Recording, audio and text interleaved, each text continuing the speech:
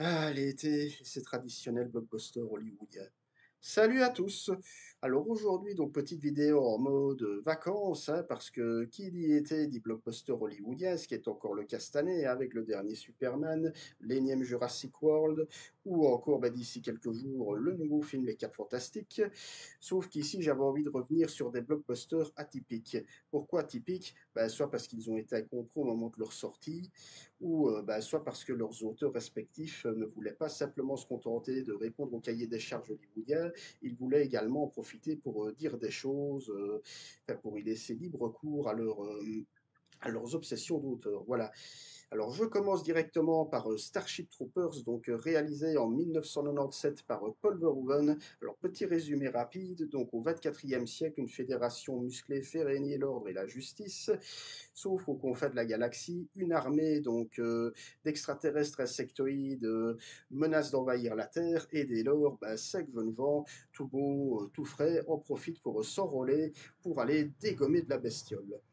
Alors pourquoi est-ce que j'adore ce film? Bah, tout simplement bah, parce que Paul Verhoeven bah, voilà, applique un peu la même recette qu'il avait fait comme pour Robocop et dans une moindre mesure Total Recall, donc à savoir proposer du sacré bon spectacle hollywoodien avec tout ce qu'il faut en matière d'effets spéciaux et d'actions spectaculaires, mais en même temps pour laisser libre cours à ses obsessions d'auteur, donc à savoir une certaine dénonciation des systèmes totalitaires, et limite fasciste, et également aussi pour parler donc des rapports entre la chair et la mécanique, ou encore avec la nudité, bien qu'ici elle soit un petit peu moins mise en avant. Il faut savoir que le film a été incompris à l'époque, voire même a été qualifié de fasciste. Et oui, parce que ben voilà, il faut savoir que le film se veut très ironique, hein, et donc Verhoeven applique un peu la même recette que pour son Robocop, à savoir alterner des moments purement spectaculaires avec des séquences comme ça d'information ou de publicité. Voilà, on va voir notamment des fausses pubs avec, ben, je veux dire, des enfants qui reçoivent des figurines à l'effigie des soldats de la Fédération, ou encore d'autres moments, on va voir des enfants qui vont s'amuser à tâter comme ça les énormes revolvers de ces soldats en train de rigoler, etc. Hein, le fameux voulez-vous en savoir plus, etc.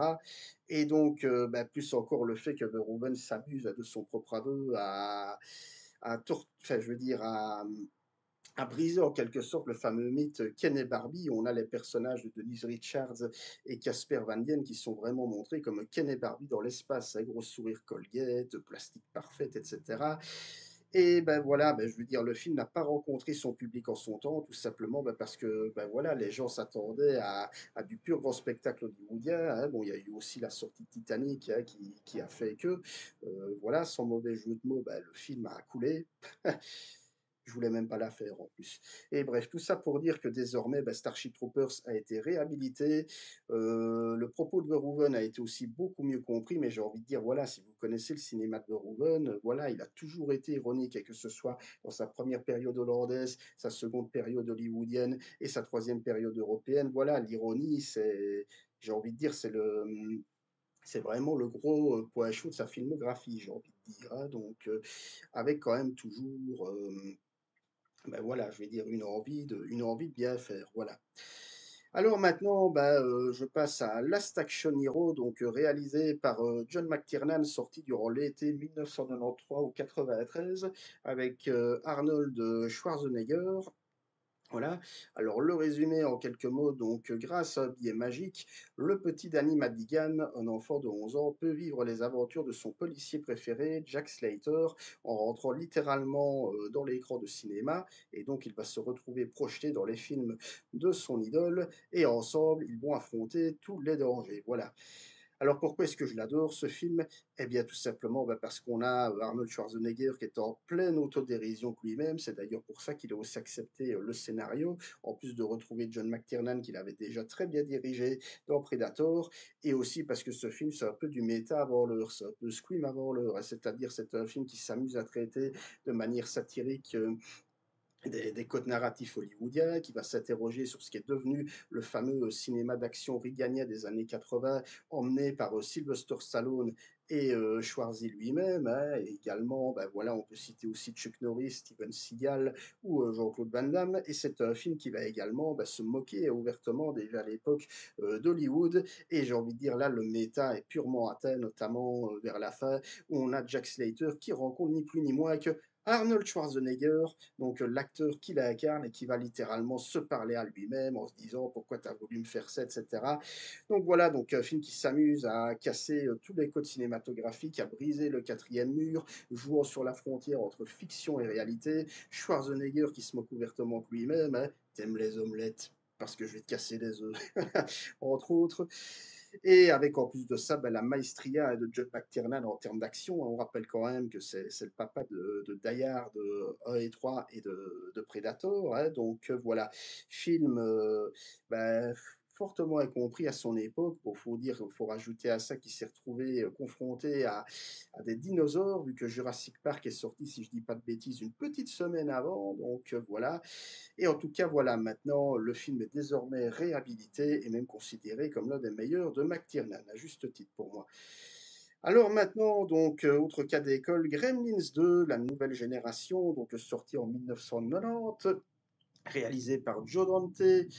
Alors le résumé, donc Billy et Kate habitent New York et par un certain concours de circonstances, donc Billy va retrouver son vieil ami Gizmo, mais voilà, une fois encore, la petite créature va se retrouver malencontreusement mouillée et donner naissance à des gremlins encore plus dangereux que celui du premier opus et qui vont donc s'amuser à semer la pagaille dans le gratte-ciel high-tech dans lequel travaillent Billy et Kate. Alors pourquoi est-ce que j'adore cette suite? Eh bien, tout simplement parce que Joe Dante prend le contre-pied total du premier volet.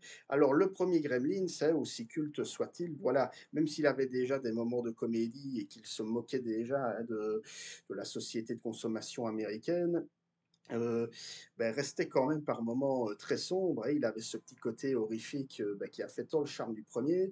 Ici, dans le deuxième, voilà, on se retrouve avec un film qui va mettre de côté volontairement l'aspect horrifique pour proposer un aspect beaucoup plus cartoonesque. Hein. C'est pas pour rien que le film s'ouvre avec les arrivées de Bugs Bunny et Daffy Duck, hein, les deux grandes stars du cycle animation de la Warner qui vont se disputer la vedette. Il faut savoir que Joe Dante, à la base, voulait pas faire de suite. Hein. Je veux dire, en gros, ce qui l'a motivé à revenir, mis à part le cachet, c'est une liberté artistique totale. Et le moins qu'on puisse dire, bah, que c'est le film est littéralement totalement libre dans la mesure où il part volontairement dans tous les sens, ce qui a pu à l'époque un peu faire froncer certains sourcils, notamment vis-à-vis des spectateurs et de la critique qui s'attendaient probablement soit à un remake déguisé du premier ou à un film dans la lignée du premier. Mais voilà, Joe Dante a eu la bonne idée de ne pas refaire le même film. Hein, et dès lors, ben voilà, le film part dans toutes les directions. Voilà, on a tour à tour voilà, des apparitions de Hulk Hogan.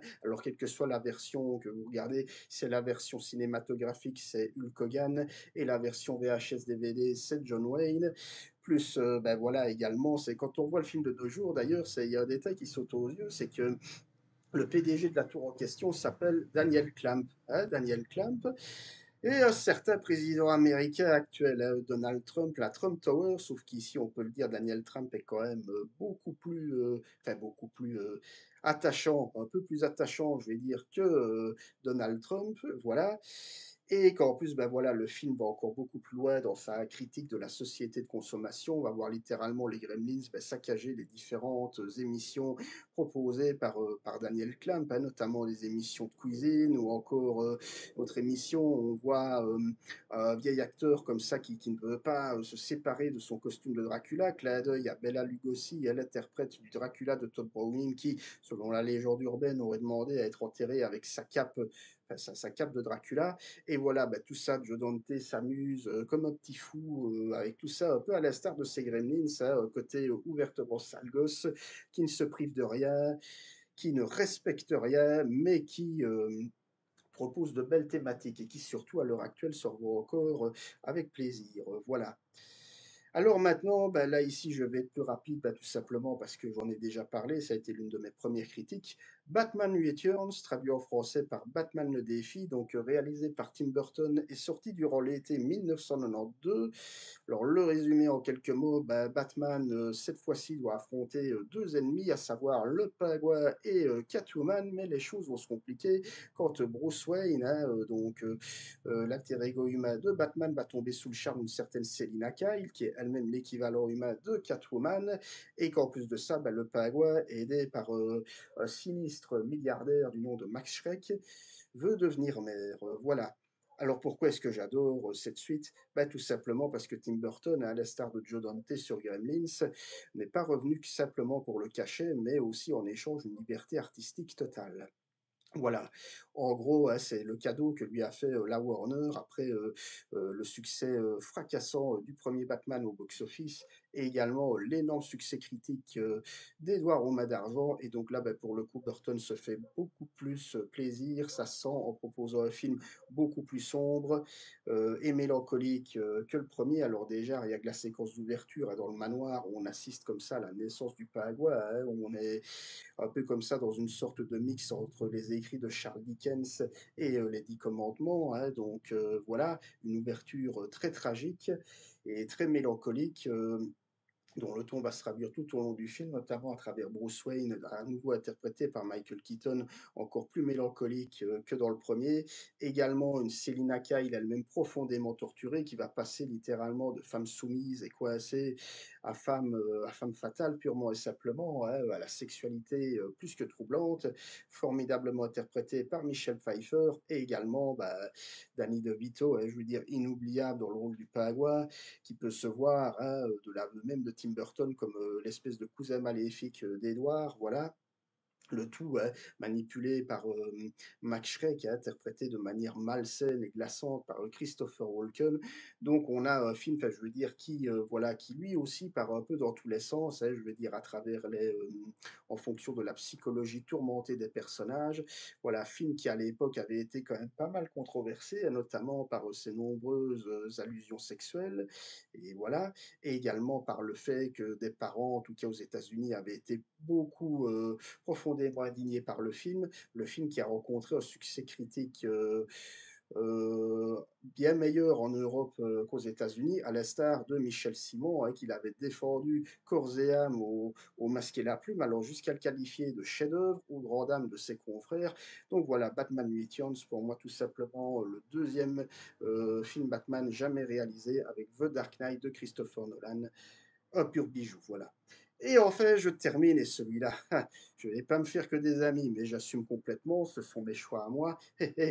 Star Wars épisode 8, Les Derniers Jedi, réalisé par Ryan Johnson, est sorti fin 2017. Alors, le résumé en quelques mots, Rey retrouve Luke Skywalker pour lui remettre son sabre laser et en même temps pour l'inciter à reprendre la lutte aux côtés de sa sœur Leia et de la rébellion. Sauf que le vieux Luke, ben, il ne veut pas, voilà, il est traumatisé. Et dans le même temps, ben, on a Kylo Ren qui s'affirme de plus en plus au sein du Premier Ordre. Et pour compliquer le tout, ben, la relation entre Rey et Kylo Ren va prendre une tournure quelque peu ambiguë. Alors pourquoi est-ce que j'aime bien ce film? Eh ben, tout simplement ben, parce que voilà, Ryan Johnson a voulu prendre le contre-pied complet de ce qu'avait proposé J.J. Abrams pour l'épisode 7. Là où J.J. Abrams avait construit son film comme une sorte de remake nostalgique du film original de 77. Ici, Ryan Johnson s'amuse d'entrée de jeu à casser les codes en proposant un film qui va constamment déjouer les attentes. En mode, voilà, tu veux un combat au sabre laser comme d'habitude, il n'y en aura pas. En tout cas, pas comme tu l'entends. Tu veux une énorme bataille spatiale, il n'y en aura pas. En tout cas, pas comme tu l'entends. Et voilà ce qui a fait grincer pas mal dedans. Je ne parle même pas, bon ça voilà, on l'a suffisamment dit, de Leia qui parvient à revenir dans son vaisseau grâce à la force, alors que je rappelle quand même que Leia fait quand même partie d'une famille dans laquelle la force est hyper puissante. Hein. Je dis ça, je dis rien. Également par le fait que lui, qu'on lui remet son sabre, il le jette comme ça, comme une vulgaire chaussette, alors que j'ai envie de dire que forcément, il a été traumatisé, il n'est pas là par hasard, voilà, il ne se remet pas de son échec, l'échec qui constitue le gros moteur de l'histoire. Donc j'ai envie de dire que pour moi, tout fait sens. Alors je ne suis pas en train de dire que le film est un chef-d'œuvre, que c'est le meilleur de la saga, loin de là, Mais au moins, Ryan Johnson, voilà, je pense qu'il savait où il voulait en venir. Avec ce huitième opus, il questionne, bah, je veux dire, la notion d'échec, hein, en rendant ces humains bah, très humains, pas comme des vaillants héros beaux et forts comme on avait l'habitude de voir auparavant, donc des êtres faillibles, et en même temps en se questionnant sur bah, la rébellion et, et le premier ordre, hein, donc se dire, bah oui, la rébellion qui prétend être le bien, mais en même temps, voilà, ils achètent aussi des armes, ils font la guerre par les armes, etc. Donc, au fond, est-ce que ce ne serait pas un petit peu tous les mêmes? Et voilà. Donc, pour moi, de vrais points de vue, alors oui, c'est pas toujours, j'ai envie de dire, bien exécuté, hein. Bon, on sent qu'il y a quand même, la fameuse Kathleen Kennedy derrière, voilà. On sent que des fois, bah, Ryan Johnson voulait aller encore un peu plus loin, mais qu'il a sans doute été un petit peu freiné dans ses intentions. Et j'ai envie de dire que voilà, la direction artistique est juste super. Bah, je veux dire, cette couleur rouge comme ça, qui en plus vient vraiment, enfin, je veux dire, le film est visuellement beau à regarder. À ce niveau-là, je n'ai rien à redire. C'est vrai que scénaristiquement, c'est pas encore trop poussé et qu'on se dit qu'en plus après, bon, je ne vais pas revenir sur le 9, mais que voilà, le 9 s'amuse en gros à faire comme si le 8 n'avait jamais existé. Mais voilà, pour moi, aussi perfectible soit-il, j'aime ce film et c'est pour moi, je vais le dire, le meilleur de la postlogie. Voilà, donc j'avais envie de proposer avec vous 5 blockbusters atypiques que j'avais envie de remettre un peu en selle. Alors voilà, n'hésitez pas à me dire dans les commentaires ce que vous en pensez. Alors en ce qui concerne, je le dis d'avance, Star Wars, soyez pas méchants, vous avez le droit de pas être d'accord avec moi, mais s'il vous plaît, soyez pas grossiers, soyez pas agressifs. De toute façon, c'est bien ça, les commentaires grossiers agressifs, je ne les lis pas, enfin si, je les lis, mais je les supprime. Donc voilà, restez courtois, s'il vous plaît, restez courtois. Voilà. Et ben voilà, n'hésitez pas à me dire ce que vous en pensez. Voilà, partageons. Et quant à nous, bon, on se retrouvera très vite pour une prochaine vidéo. D'ici là, je vous souhaite un bon dimanche ensoleillé. Salut, ciao.